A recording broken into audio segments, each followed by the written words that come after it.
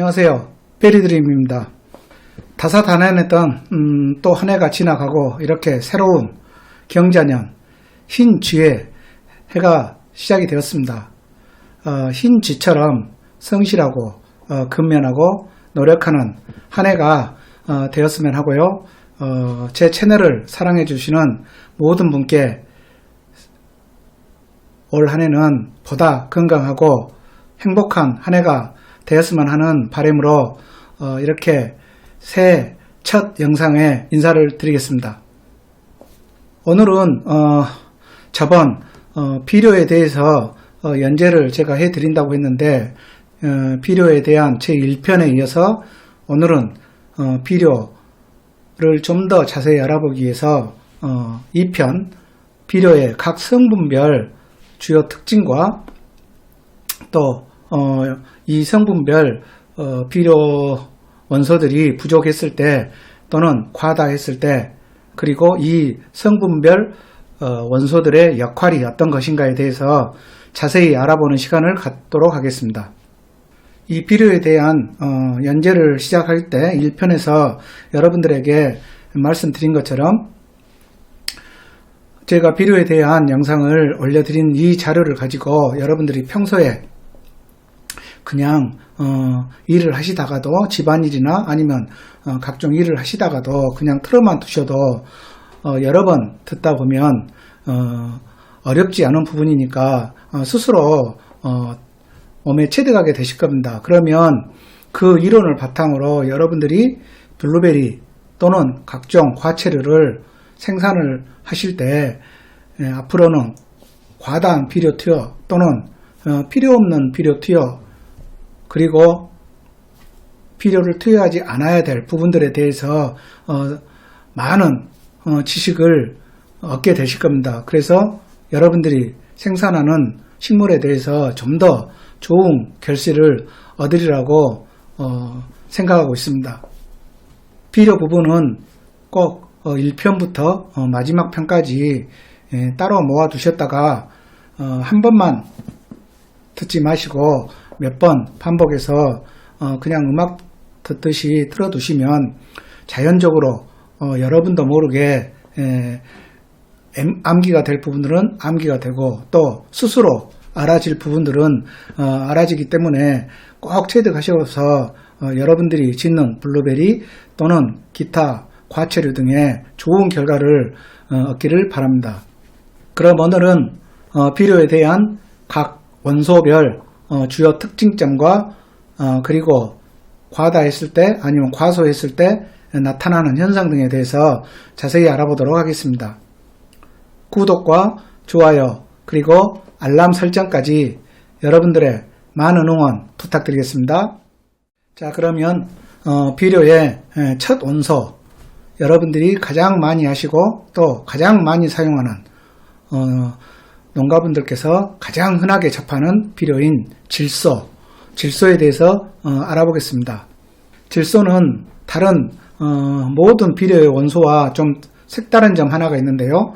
그것은 다른 비료의 원소들은 그 채취를 쉽게 말해서 암석에서 채취를 한다고 보시면 되는데요. 이 질소만큼은 돌에서 채취를 하지 않고 공기 중에서 채취를 하는데요.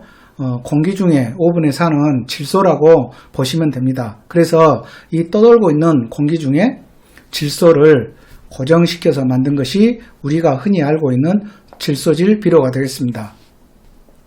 이러한 원리를 말씀을 드린 이유는 질소의 근본 태생이 공기에서 태어났기 때문에 질소는 날아가려는 성질이 아주 많습니다.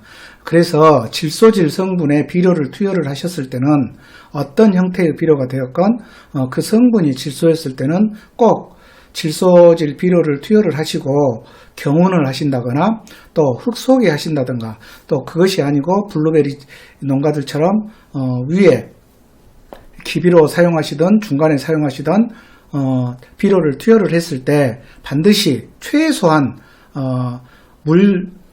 물이라도 흠뻑 주셔서 그 투여를 했던 질소질 비료가 공기 중으로 다시 날아가지 않도록 꼭 묶어 두시는 것이 아주 중요합니다. 그래서 이런 원리를 꼭 아셔야 되는 이유가 바로 이러한 질소질 비료를 무조건 뿌렸다고 해서 반드시 그 효능이 나타나는 게 아니라 질소질 비료를 뿌리면 반드시 경운 또는 최소한 물이라도 흠뿍 주어야 된다는 그 이유를 지금 말씀을 드리고 있습니다.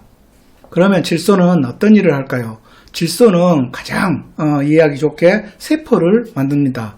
그래서 세포를 만든다는 것은 식물이 자라는데 가장 필요한 역할을 하는 것이 되겠죠. 제가 저번 시간에 식물이 좀 많이 필요한 비료의 원소 중에 질소도 제가 말씀을 드렸는데, 질소는 토양 중에 다른 비료의 원소에 비해서 좀 기본적으로 부족해 있습니다. 공기 중에 많이 떠돌다 보니까. 그래서 이 질소질 비료는 토양에 부족하기 쉬운 비료의 원소이기 때문에 농부들 또는 블루베리 재배자분들은 기비라는 단어를 사용을 해서 매년 정기적으로 봄경에 시비를 하는 것이 이 질소질 비료인데요. 만약 이러한 질소질 다량 원소인 질소가 부족하게 되면 잎이 누렇게 뜨거나 또는 잎이 자색, 좀 빨갛게 변하는 완전 빨간 게 아니라 약간 자색에 가까운 이 색깔로 변해서 말라 죽게 되고, 또 아까 세포와 관계가 있다고 그랬죠.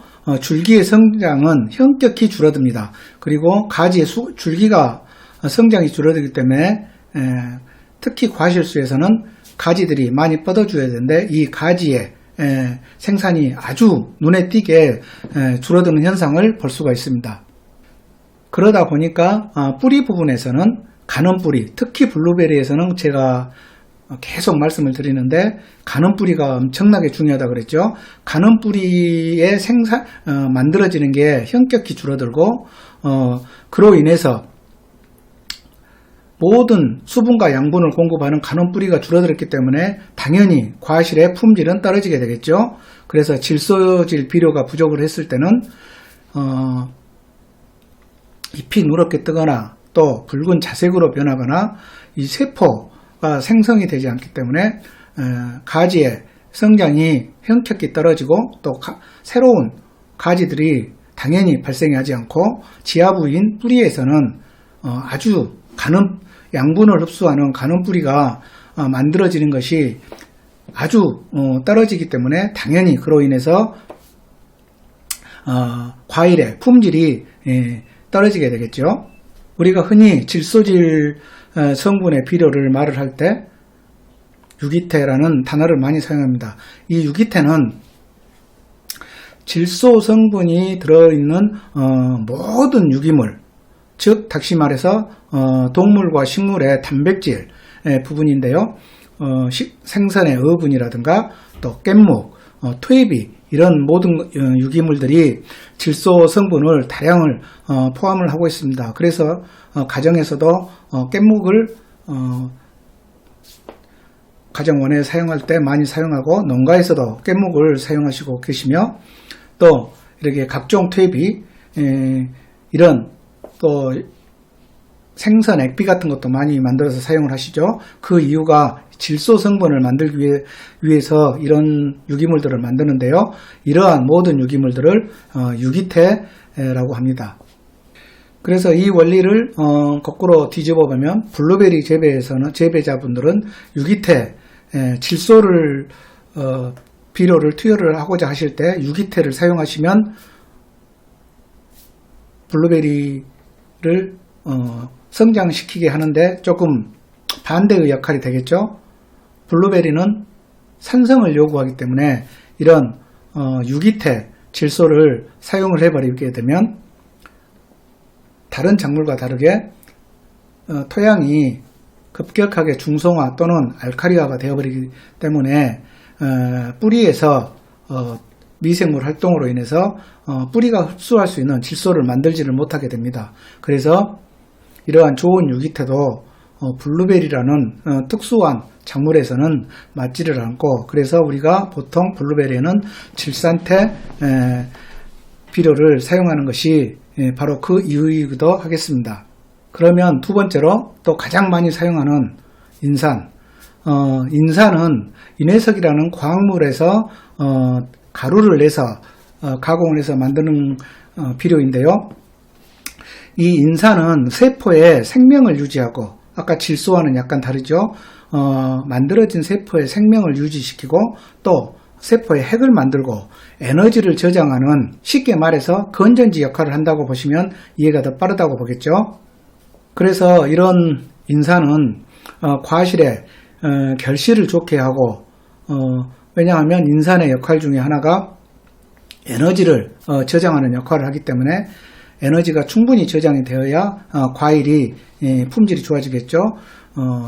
과일의 결실을 좋아지게 만들게 하고 또 뿌리가 잘 땅 속에서 뻗어나가서 광합성에 아주 지대한 영향을 미치게 하는 것이 이 인산의 역할이라고 볼 수 있습니다. 그래서 우리가 블루베리 재배자분들은 수확 후에 늦가을 또는 봄경에 질소질 비료를 뿌리셨다 하면 수확 전에 인산질 비료를 투여를 하는 것이 바로 그 이유가 되겠습니다.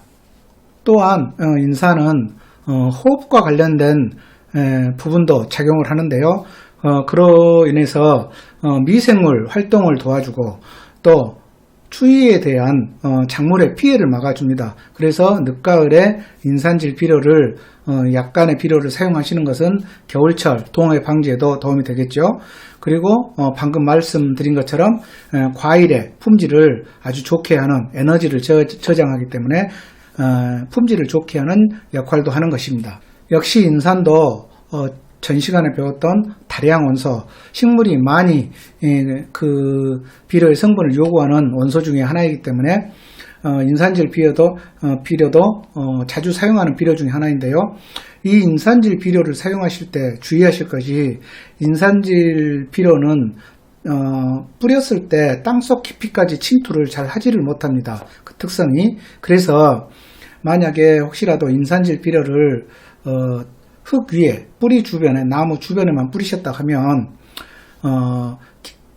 깊숙한 아래쪽에 분포되어 있는 뿌리한테는 그 인산의 효과가 가지 않고 위에 분포되어 있는 뿌리에만 약간의 영향을 미치기 때문에 반드시 인산질 비료를 투여를 하셨을 때는 가능하면 번거로우시더라도 약간 지표 아래쪽으로 뿌려주시는 게 그 인산 비료의 효과를 100% 활용한다고 볼 수가 있습니다. 깊숙이라 해서 상당히 깊은 것을 말씀드리는 건 아니고요. 한 뼘이나 아니면 한 뼘이 아니더라도 지표 위에 뿌리는 것보다는 조금이라도 아래에 뿌려주시면 뿌리까지 관여를 하게 돼서 이 뿌리에 양분을 공급하는데, 인산 양분을 공급하는데 아주 도움이 될 것입니다. 그리고 만약 이러한 인산이 부족했을 때 식물은 아까 말씀드린 대로 핵을 만들고 만들어진 세포를 자라는 데 영향을 준다고 그랬죠. 그래서 인산이 부족하면 식물이 성장하는 데 상당히 많은 지장을 초래하게 됩니다. 다음 세 번째로는 역시 아주 많이 사용하는 칼륨, 가리라고도 하죠. 칼륨은 실버나이트 광물질을 역시 가루내서 만든 것인데요. 이 칼륨에 하는 일은 세포의 농도를 맞춰주고, 쉽게 말해서 진하고 무른 농도의 기준을 맞춰주고 이 세포를 운동시키는 역할을 한다고 보시면 이해가 빠르시겠습니다. 역시 칼륨도 다량 원소 중에 하나이고, 그래서 식물을 성장하는데 성장 촉진에 깊은 관여를 하고 있고, 또 수분 흡수에 아주 많은 관여를 하는 게 이 칼륨인데요. 그래서 줄기의 대를 튼튼하게 해서 추위나 또 가뭄에 잘 견디게 하는 역할을 해줍니다. 그래서 만약에 칼륨 비료가 부족하게 되게 되면 당연히 줄기, 주축지가 되었던 아무튼간 가지 부분이 약하게 돼서 추위에도 약하게 되고 또 가뭄에도 약하게 되고, 이래서 줄기에 대한 병해충이 많이 오게 되겠죠. 그래서 이 칼륨은 줄기 부분을 많이 관여를 한다라고 생각하시면 오히려 더 여러분들이 이해가 빠르시지 않을까 싶습니다. 이러한 칼륨이 만약 부족하게 되었을 때 블루베리뿐만이 아니라 식물들은 땅 쪽과 지표에 가까운 붙어있는 잎이 보통 손바닥만 하다 가면 아주 좁아집니다. 잎이 아주 좁아지고 또 이 색깔도 갈색으로 갈변하는, 우리 사과가 갈변하는 것처럼 이 지표 쪽에 가까운 잎이 좁아지고 갈색으로 갈변하는 현상이 나타나고, 아까 말씀드린 대로 주축지 또는 가지가 약해지기 때문에 당연히 뿌리의 생육이 저조해지고 그로 인해서 뿌리 썩은 병이 아주 흔하게 나타날 수가 있습니다. 그래서 혹시 내가 키우는 블루베리 또는 작물이 다른 큰 이상은 없는데 이상하니 뿌리 썩은 병이 좀 자주 빈번히 나타난다면 칼륨 성분의 원소가 부족한지를 꼭 체크를 하셔야 됩니다. 그 다음에 석회인데요. 석회는 농가나 농민들이 아주 많이 사용하시는 것 중에 하나입니다. 이 석회는 토양을 개량한 것이라고 제가 전 시간에 말씀드렸는데, 석회의 가장 큰 역할은 토양에 있는 산소를 몰아내서 중성화 또는 알칼리화, 산성화된 토양을 알칼리화 시키는 지대한 역할을 합니다. 그래서 블루베리를 뺀 다른 농가에서는 이 석회를 꼭 정기적으로 사용하시는 것이 토양 개량에 아주 좋은데요. 블루베리 재배자만큼은 이 석회는 절대로 사용을 하시면 안 됩니다. 그래서 석회를 사용해버리면 땅속에 있는 수소를 몰아내버리기 때문에 땅이 자연적으로 중성화 또는 알칼리화가 되어버려서 블루베리가 뿌리에서 양분을 흡수를 할 수 있는 미생물들이 없어지게 됩니다. 그래서 양분 흡수가 저조해지게 되고 그로 인해서 과일의 품질이 떨어지고 당연히 식물이 성장하는데 아주 악영향을 미치게 되겠죠. 석회는 블루베리에는 맞지 않다라고 생각하시면 되겠습니다. 그 다음에 또 많이 사용하는 것이 유황이라고도 하죠.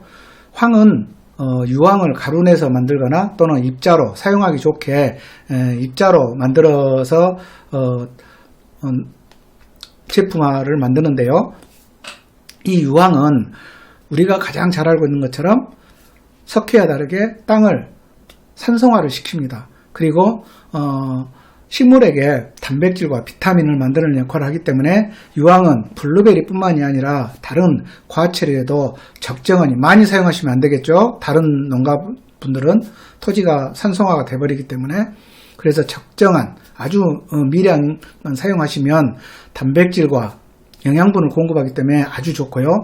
당연히 블루베리 농가분들은 일정 기간 토양에 검사를 한 번씩 하셔서 1년 또는 2년 일정 기간에 정기적으로 유황을 사용하시는 것을 권장을 해드리고 있고요. 유황의 사용 방법은 제가 전에 영상에서 유황 사용 방법에 대해서 따로 제작을 해둔 것이 있으니 그 영상을 참고하셔서 유황의 올바른 사용 방법을 익히시기 바랍니다.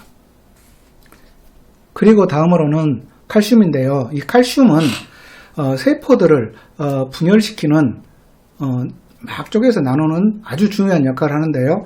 그렇게 세포들이 나누어짐으로 인해서 세포벽을 생기게 해서 식물의 블루베리뿐만 아니라 다른 과채류에서도 모든 식물에 쉽게 말해서 우리 겉 표면을 갑옷을 입혀주는 역할을 합니다. 그래서 외부의 병충해로부터 식물을 보호하는 아주 중요한 역할을 한다고 볼 수 있습니다.